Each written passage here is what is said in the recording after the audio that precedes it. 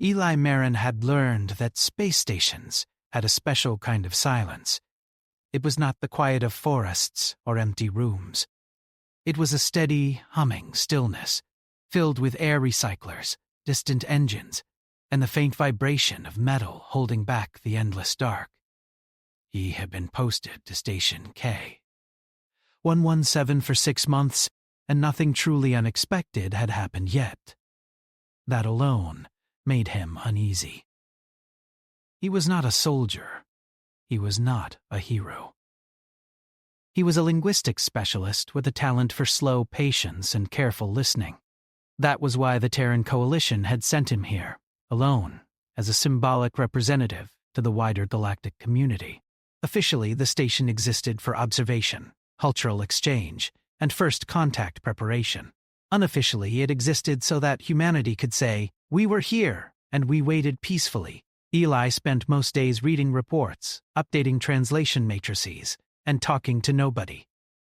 Aliens passed through the outer docking rings sometimes, but none came near his section. The other species preferred distance. Humans were still new, still strange, still being measured. On the evening it happened, Eli was sitting on the edge of his bunk, boots off, uniform jacket tossed over a chair. He was rereading an old message from Earth, the kind that talked about weather and family dinners, pretending everything was normal. The station lights were dimmed to simulate night. His door was locked, or so he believed. The door slid open without warning. Eli froze. The station had alarms for everything. Pressure changes, unauthorized access, biological threats. None of them sounded. The door opened smoothly, as if it had always been allowed to do so. A tall figure stepped inside. She was clearly not human. Her skin had a soft, pale sheen, like light reflecting through water. Her eyes were large and dark, set wide apart, and her posture was straight and calm. She wore a long, layered garment that flowed around her body, shimmering with faint patterns that shifted when she moved. Eli stood up so fast he nearly lost his balance. "Wait! This is a restricted," he began, his heart hammering. She reached back and touched the door panel. It slid shut behind her. Eli swallowed. His translator implant hummed softly as it tried to catch up. She looked at him for a long moment, her head tilted slightly, as if studying an object from an unfamiliar angle. Then, without any sign of hesitation, she lifted her hands to her shoulders and let the garment fall. It slid down and pooled neatly at her feet. Eli's brain stopped working properly. He turned his head away out of instinct, heat rushing to his face. There's been a mistake," he said quickly. This isn't appropriate." "You shouldn't. Move over," she said. The words were clear. Perfectly translated. Calm. Firm. Eli stared at her, then at his bunk, then back at her. His mouth opened. No sound came out. This could not be happening. Every protocol screamed at him to call security, to back away, to demand an explanation. But another part of his mind, the part trained for years to survive misunderstandings between species, noticed things that did not fit panic. She was not acting embarrassed, or aggressive, or playful. Her breathing was slow and steady. Her posture relaxed. Her eyes were focused, not on his body, but on his face, as if waiting for a response to a simple request. "Move over," she repeated, her tone unchanged. Eli glanced at the wall console. One press would summon help. He hesitated, finger hovering. If this was a cultural test, calling security might be the wrong answer. If this was a misunderstanding, reacting with fear could make it worse. "Okay," he said weakly, before his courage could run out. He sat down on the far edge of the bunk and shifted aside, leaving a careful space between himself and the center. His movements were stiff, uncertain. She stepped forward and sat beside him. The bunk adjusted automatically, redistributing weight. Eli felt the slight warmth of her presence through the thin fabric of his uniform. He held himself rigid, staring straight ahead, afraid that any movement might somehow shatter reality. For several seconds, neither of them spoke. The translator implant pulsed again. "Thank you," she said. Eli blinked. "You're welcome?" She turned her head to look at him. Up close, her features were smoother than he had thought, her expression unreadable but not unfriendly. There was curiosity there, focus. "My designation is HFY," she said. "I am here to complete a trust convergence." Eli's training snapped back into place. Words, meaning. "A trust convergence? Yes. That wasn't in the briefing," Eli muttered before he could stop himself. She made a soft sound that the implant translated as mild amusement. It would not be. Eli took a careful breath. "Asherel, I need to understand something. On my world, entering a private space without permission and removing clothing has very specific meanings." "I am aware," she said. "That is why I did it." His stomach flipped. "That doesn't help." She considered this. "Then I will explain." She gestured to the empty air between them. "My people evolved in environments where isolation meant death. Survival required shared warmth, shared resources, shared awareness. To us, separation is danger. Privacy is hostility." Eli slowly turned to face her. "So this is normal for you?" "Yes. And for you," she continued, "humans are defined by contradiction. You seek solitude, yet build vast cities. You value personal boundaries, yet broadcast your thoughts across networks. You fear closeness, yet long for it." Eli let out a short, surprised laugh. "That's uncomfortably accurate. This convergence tests instinct," Asherel said. "When confronted with forced proximity, many species respond with dominance or violence. Others flee. A few freeze. And humans? Eli asked quietly. We did not know, she said. That is why I am here. Eli leaned back slightly, the tension in his shoulders easing just a fraction. So what happens now? She looked down at the bunk, then back at him. Now we share space. And we observe for how long? She paused. As long as necessary. Eli sighed and rubbed his face with his hands. Somewhere a council of beings was probably watching him make history while sitting awkwardly on a bed. Well, he said, lowering his hands, you should know something too. Yes? This is going to be very embarrassing for me. Her eyes softened. Embarrassment is not a failure response. Easy for you to say.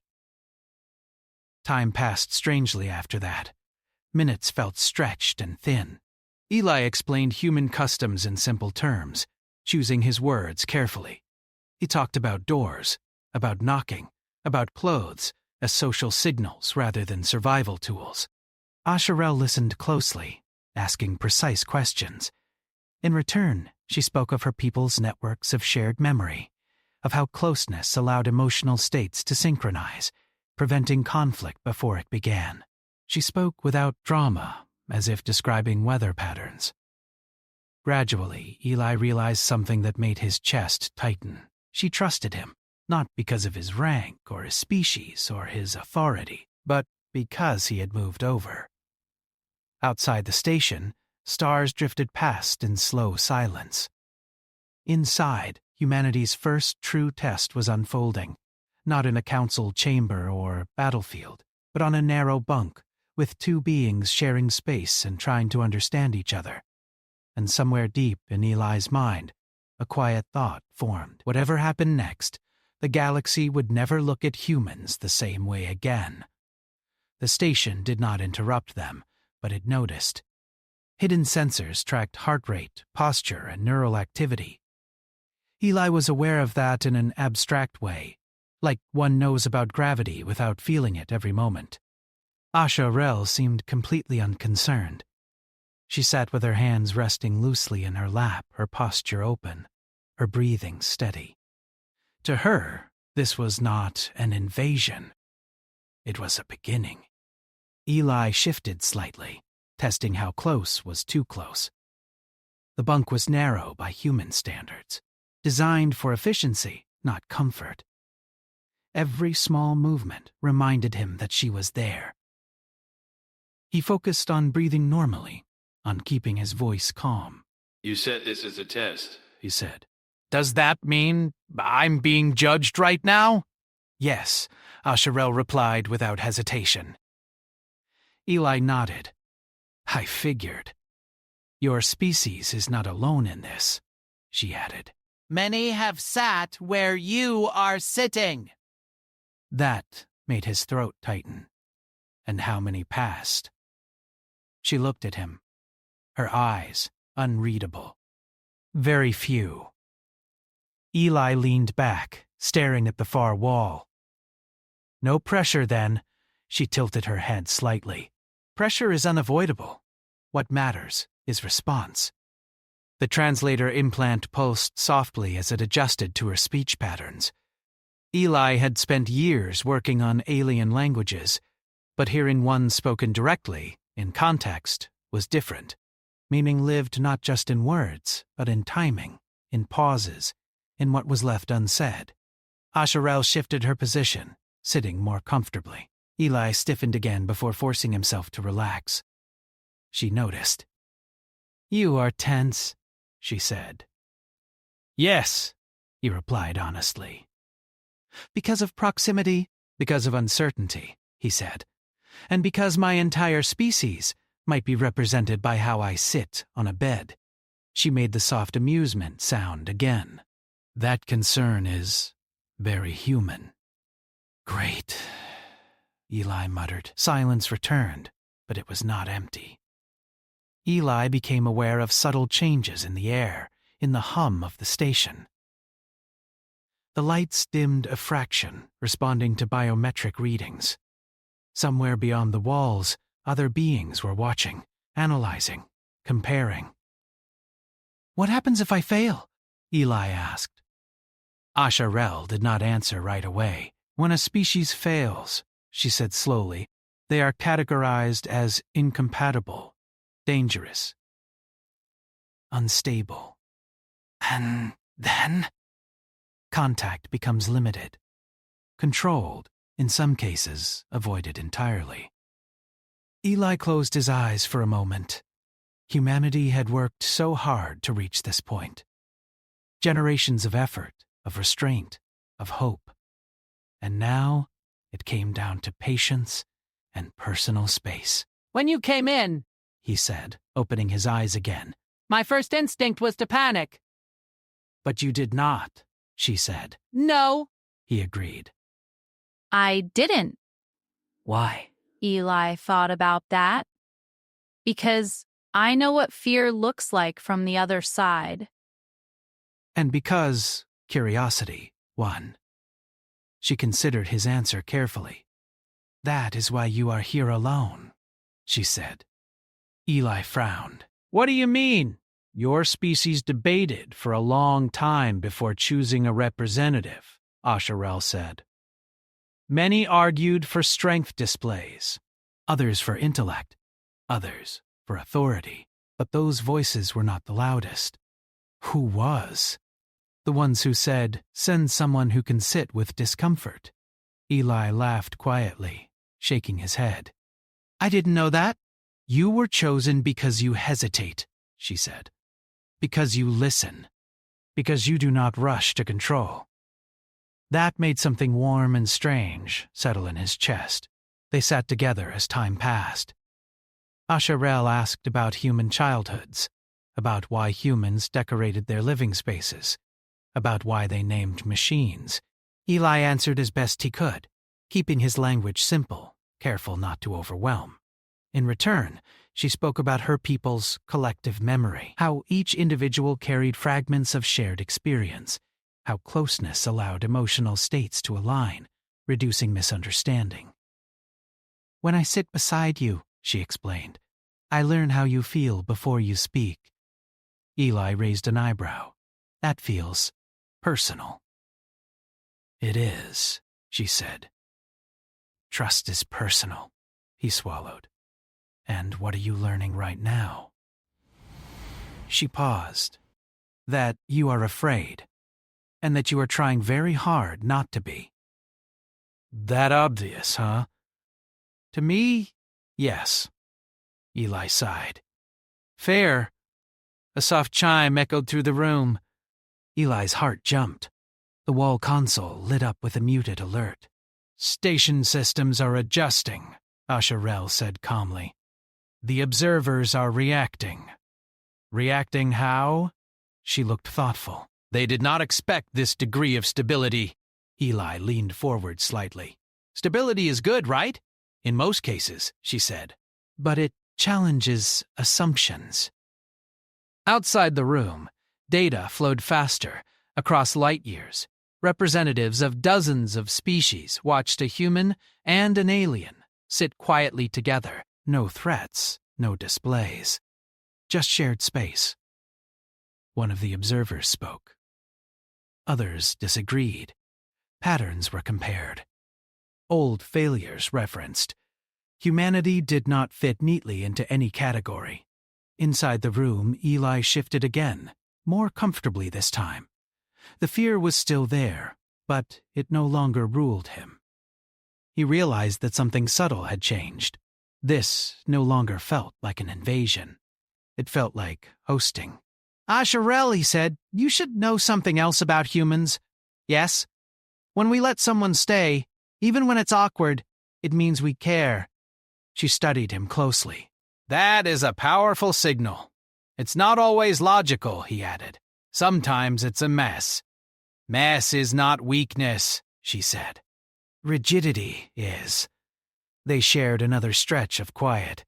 Eli found himself thinking about Earth, about crowded trains, shared apartments, families arguing around dinner tables. Humans complained endlessly about lack of space, yet built lives around closeness.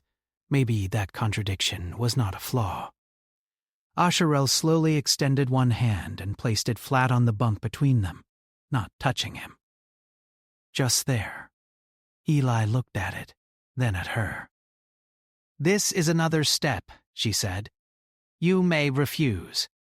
He considered it. Every instinct urged caution. But another voice, quieter and steadier, reminded him why he was here. He placed his hand on the bunk as well, a small distance from hers. Her eyes softened. The translator implant hummed again, picking up a subtle change in her voice. "Observers are recording increased trust markers." "Good," Eli said. "Tell them we're very good at being awkward together." She did not understand the joke, but she understood the tone. Time passed. The station lights shifted toward a simulated dawn. Eli realized he had been sitting there far longer than he thought. Strangely, he did not feel exhausted. He felt alert, engaged. "You are adapting quickly," Asherel said.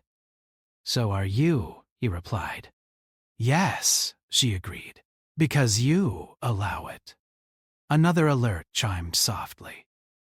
This one was different, a priority signal. Asherel turned her head slightly, as if listening to something Eli could not hear. "The council is divided," she said. "Some believe humans are too unpredictable. Others believe that unpredictability is your greatest strength." "And you?" Eli asked. She met his eyes.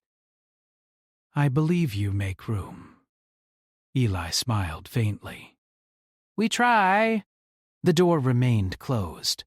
The station remained silent.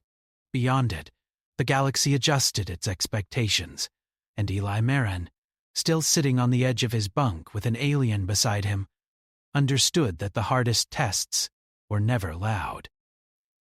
They were quiet, personal, and required patience above all else. Whatever came next, humanity had taken another step forward, not by advancing, but by staying. The change did not announce itself with alarms or flashing lights. It arrived quietly, like most important things did. Eli noticed it first as a feeling. The room felt different. Not warmer or colder, but fuller, as if the air itself was paying attention. The hum of the station had shifted pitch just slightly, enough that his subconscious picked it up before his mind did. Asherel noticed it too. "The observers have increased synchronization," she said softly. Eli blinked. "That sounds serious." "It is unusual," she replied. "They rarely agree on anything." "That's comforting," Eli said dryly, in a worrying sort of way. She looked at him with what he had begun to recognize as focused curiosity. "You use humor when uncertain." "Occupational hazard," he said. "If I stop joking, I start panicking." She accepted this without comment. Moments later, the wall console activated on its own. Not an alarm, an invitation.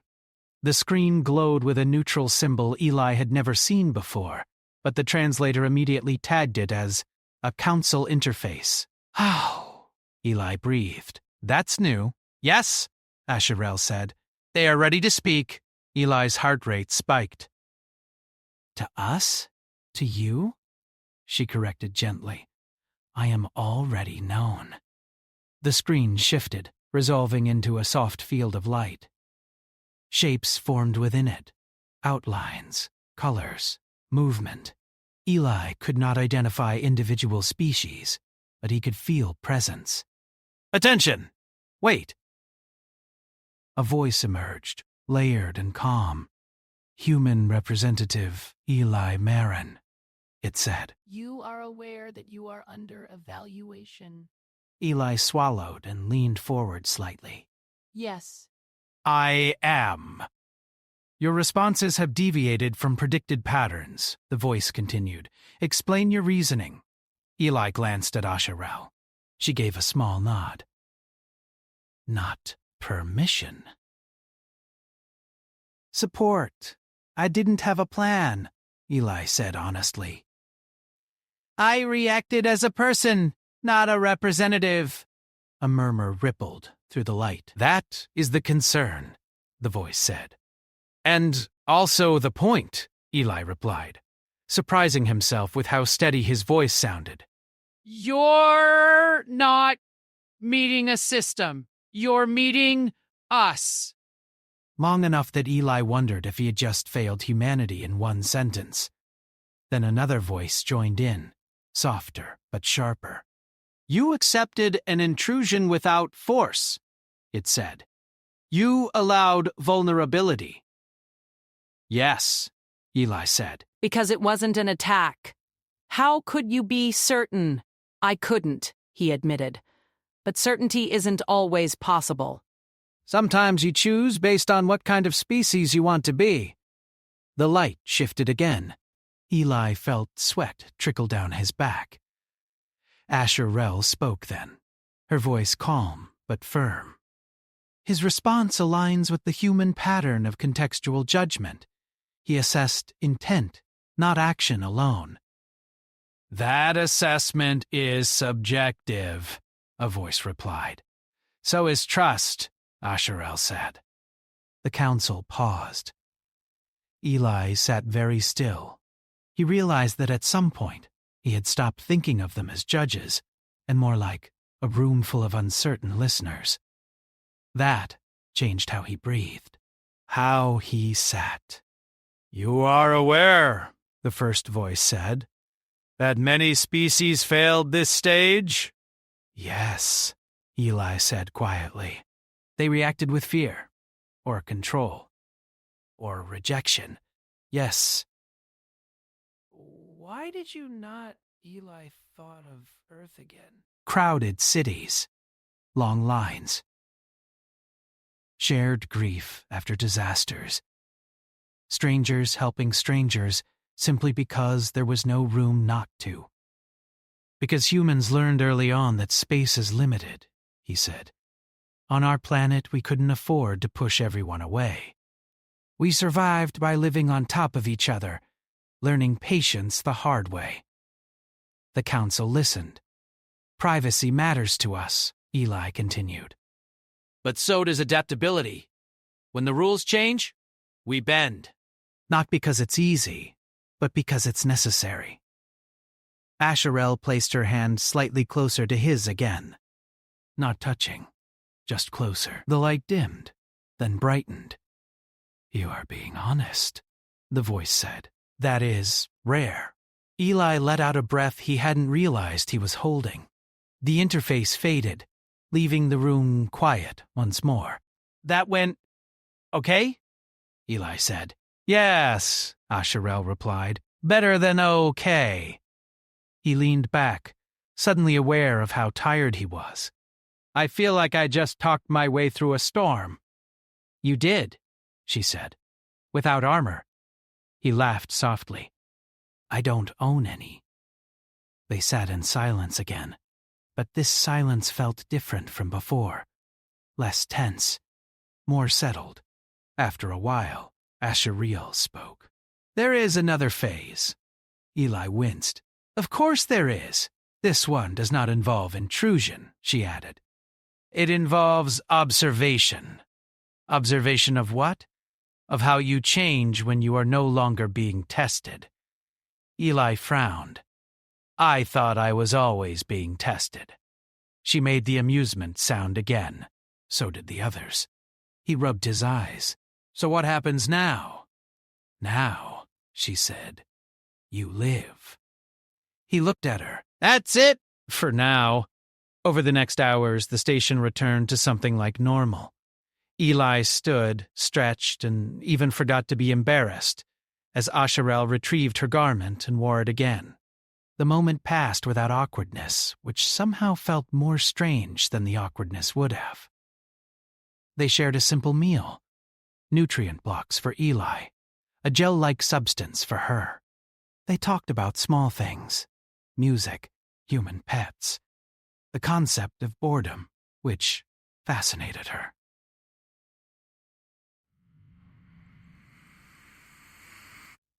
Outside the station, messages spread. Humanity was no longer marked as unknown risk. A new classification began to form. One that had not existed before, adaptive cooperative species. Eli did not know that yet. He only knew that the galaxy felt slightly closer. As the artificial day cycle shifted again, Asherelle prepared to leave. I will return, she said. Others will come as well. Eli nodded. I figured. You have altered expectations, she said. That carries responsibility. He smiled tiredly. Story of our lives. She paused at the door. When I said move over, you did more than comply. He raised an eyebrow. I did? You made space without knowing what would fill it, she said. That is not weakness. The door slid open. Eli watched her leave, then sat alone on his bunk once more. The room felt emptier, but not lonely. Somewhere far beyond the station, the council continued its debate. But one thing was already decided. Humans were not a species that pushed forward blindly. They were a species that stayed, listened, and made room. The station changed after that, though no one could point to a single system log or sensor reading to explain how. It felt more awake, more alert, as if the walls themselves were listening in a new way. Eli noticed it when he woke from a light sleep on the bunk. He had not meant to fall asleep, but exhaustion had claimed him quietly. For a moment, he forgot where he was. Then memory returned all at once, and he sat up straight. Asherelle was still there. She was seated on the floor now, legs folded beneath her in a posture that looked natural to her but unfamiliar to Eli. Her eyes were closed. The faint patterns on her garment pulsed slowly, like a calm heartbeat. He stayed still, unsure if he should speak. "You are awake?" she said, opening her eyes. "Was it that obvious?" Eli asked. Yes. He rubbed his face. "Sorry, I didn't mean to fall asleep during whatever this is. This was expected," she said. "Rest reveals unguarded states. That sounds like something humans would never agree to," he muttered. "And yet," she said gently, "you did." Eli swung his legs off the bunk and stood, stretching. His body felt stiff, but his mind felt sharp. Too sharp, almost buzzing. "Asherel," he said slowly. "Do you feel that?" She tilted her head. "The resonance?" "Yes." "Resonance," Eli repeated. "Right. "Of course." She stood and stepped closer, not invading his space but not retreating either. "The station has activated an interface layer." Eli frowned. "It has what?" "The bunk," she said, gesturing behind him. "It is more than a place to rest. It is a shared convergence platform." Eli stared at the bunk as if seeing it for the first time. "You're telling me I've been sleeping on alien technology?" "Yes. Fantastic," he said. "That feels on brand for this week." "It was dormant," she added, "until now." "Until me," Eli said. "Until trust," she corrected. The lights dimmed slightly, responding to their proximity. Eli felt that strange fullness in the air again, stronger this time. Not pressure. Connection. "What does the interface do?" he asked. Asherel hesitated, just a fraction. "It allows shared perspective, memory fragments, emotional context." Eli's stomach flipped. "You mean mind reading?" "No," she said firmly. "Consent-based exchange." "That's better," Eli said. "Still alarming." She met his eyes. "You may refuse." Eli looked at the bunk. At the place where everything had started, he thought of the council, watching from far away. Of humanity, waiting without knowing it was waiting. "What happens if I agree?" he asked. "Then I will understand you," she said. "Not as a subject." "As a species. And what do I get?" he asked. She considered. "The same." Eli exhaled slowly. No pressure. They sat on the bunk together again, this time with intention. The surface warmed slightly, adjusting. Lights along the walls shifted into soft, flowing patterns. Eli felt a gentle pull behind his eyes, like the beginning of a dream. "Focus on a moment," Asherel said softly. "One that defines you." "That's a big ask," Eli said. "Small moments define most things," she replied. He closed his eyes. At first, nothing happened. Then, images surfaced, unbidden. A crowded subway car. The smell of metal and rain-soaked clothes. Eli standing shoulder to shoulder with strangers, everyone tired, everyone pretending not to notice each other. A sudden jolt, someone stumbling, hands reaching out automatically to steady them. Asherel inhaled sharply. He felt her presence not as a body, but as awareness. Another memory followed. A small apartment. Too many people, too little space. Laughter overlapping arguments. A child sleeping on a couch while adults whispered in the kitchen. No privacy. No silence, but warmth. He felt her reaction again, a ripple of surprise. Then came harder memories, hospitals. Shared grief. Strangers hugging without knowing names. Humans gathering close when the world broke, not pulling apart. Eli's chest tightened. "That's enough," he whispered. The pull eased. The lights stabilized. Asherel sat very still. Her patterns flickered rapidly. then slowed. "You endure much," she said quietly. Eli opened his eyes. "We do, and yet you remain open," she continued. "That is unusual." He laughed weakly. "We don't always succeed, but you try," she said. Again and again. Outside the room, observers reacted strongly. Data spiked.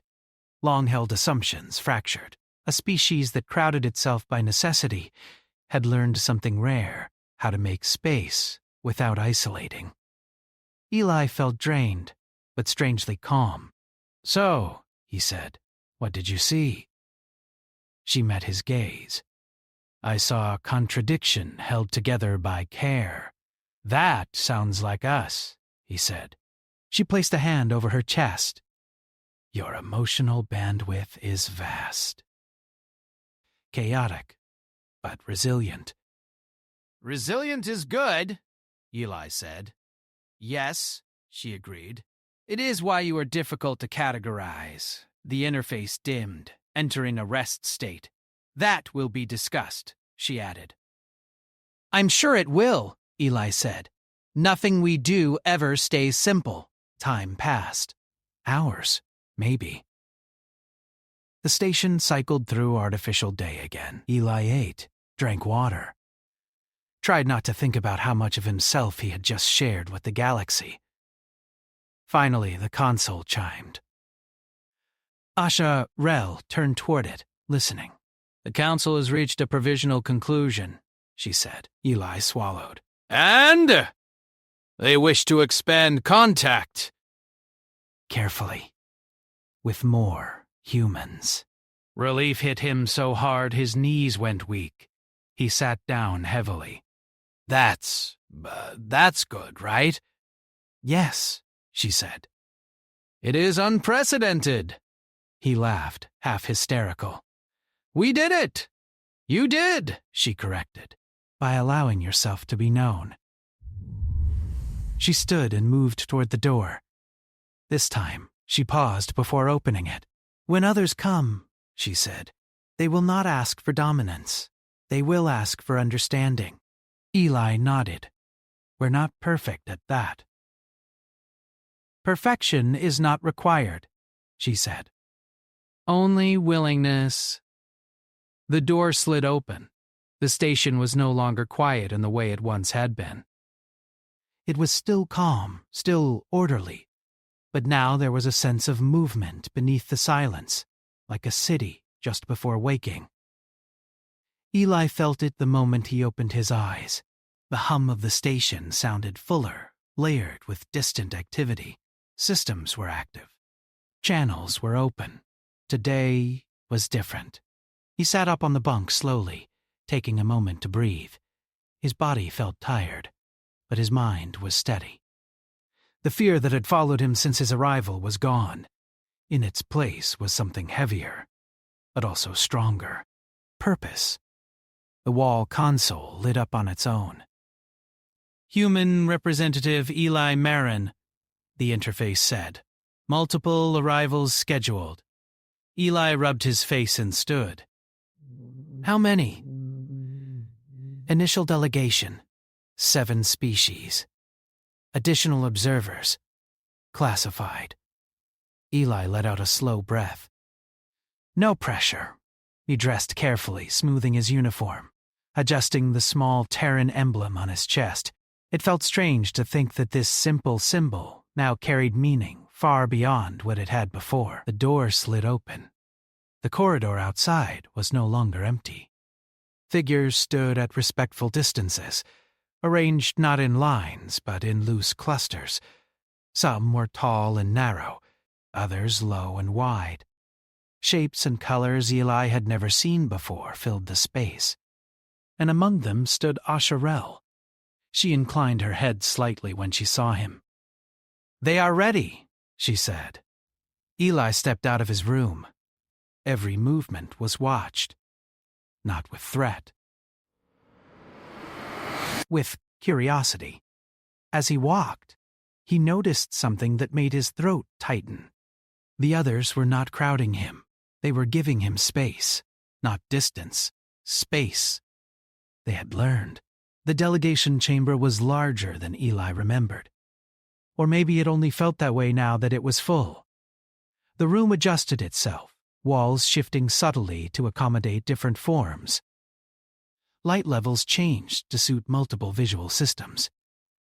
Eli stood at the center, alone but not isolated. Asherel took her place beside him, not touching, but close enough that he felt steady. A voice rose, not from a single source, but from the room itself. "Humanity has been observed," it said, "not through conquest, not through submission, but through response." Eli listened, hands relaxed at his sides. "You were presented with uncertainty," the voice continued.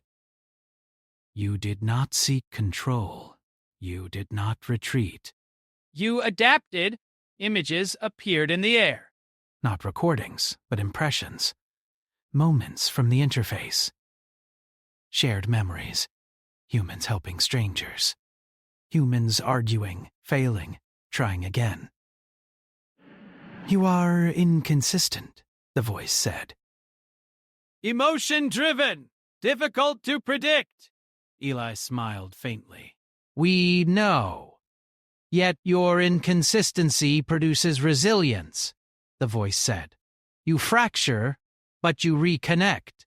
Asherel glanced at him. Her patterns glowed softly.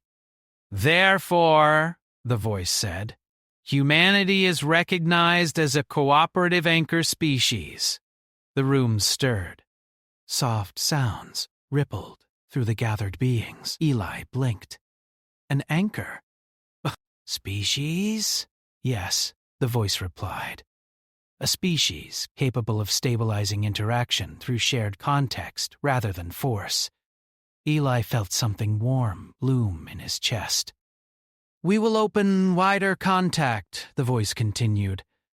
Cultural exchange. Shared habitation experiments. Joint stations. Eli's heart raced. You want to live with us? Proximity builds understanding, the voice said. You have demonstrated that. Eli swallowed. We'll mess it up sometimes. Expected, the voice replied. Growth requires friction. The light dimmed slightly. There is one final matter. Eli stiffened. Of course there is. You are no longer required to remain alone, the voice said. You may return home. Eli froze. Return home. Earth, blue skies, gravity. Crowded streets. Noise. He felt the weight of it all at once. And, he asked carefully. And you may choose to stay, the voice said. If you wish. The room waited. Eli looked around at the gathered beings. At Asherel. At the station that had become more than metal and air. He thought of humanity, still waiting, still unsure. Of future humans who would come here not as tests, but as neighbors. I'll stay, he said. The decision felt right the moment he spoke it. Asherel's expression softened. Choice acknowledged, the voice said. Station K? 117 will be redesignated. The lights brightened. Welcome to Shared Habitat 1. Later, much later, Eli stood alone again in his quarters. They were already changing. Furniture shifting. Space being made. Always space. He sat on the bunk one last time before it reconfigured, resting his hands on the surface. A soft knock sounded at the door. He smiled. Come in, he said. The door opened. Not abruptly. Not forcefully. Just enough. Asherel stepped inside, followed by another figure, smaller, cautious, eyes bright with curiosity. This is Liren, Asherel said. They wish to meet a human. Eli stood and offered a small open gesture. Hi. I'm Eli. Liren hesitated, then stepped closer. Move over, They asked, uncertain but hopeful. Eli laughed, warmth filling his chest. Yeah, he said, shifting aside. I can do that. Outside the station, messages spread across the galaxy. Not warnings. Invitations. Humans were not feared. They were expected. Not because they were strongest, but because when the universe asked them to share space, they answered the same way they always had. They moved over. As she left, Eli looked once more at the bunk, at the quiet room that had somehow become the center of human history. He lay back, staring at the ceiling, exhausted to his core. For the first time since arriving at the station, he did not feel alone. Humanity had not conquered anything. It had simply shared, and the galaxy was learning what that meant.